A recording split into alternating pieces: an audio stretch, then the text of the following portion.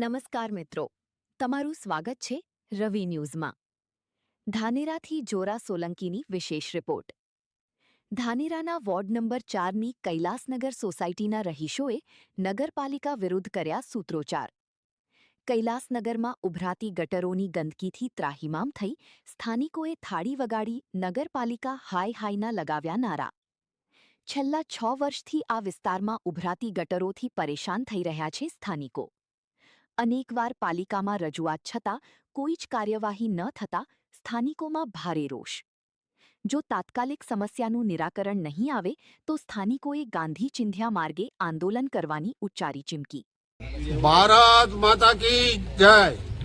આ સાથે ધાનેરા નગરપાલિકાને જણાવવાનું કે વારંવાર અમોએ જાણ કરતા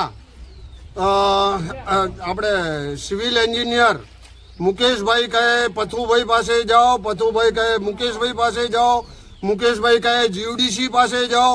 તો હવે અમારે કઈ જગ્યાએ ક્યાં જવાનું એનું ખુલ્લેઆમ અમને જણાવવામાં આવે.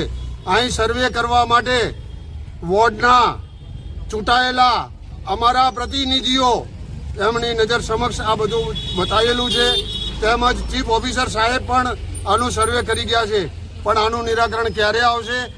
ભયંકર રોગચાળો ફાટ્યા પછી આવવાનો છે કે હવે શું થવાનું છે એની અમને ખબર પડતી નથી. જો આનું તાકીદે નિરાકરણ નહીં આવે તો હું પોતે ગાંધી ચિંધ્યા માર્ગે નગરપાલિકાની સામે ઉગ્ર આંદોલન કરીશ. તેની સંપૂર્ણ જવાબદારી નગરપાલિકાની રહેશે, તેમજ ચીફ ઓફિસર સાહેબની, તેમજ પ્રમુખશ્રીની, તેમજ ઉપપ્રમુખશ્રીની જવાબદારી રહેશે.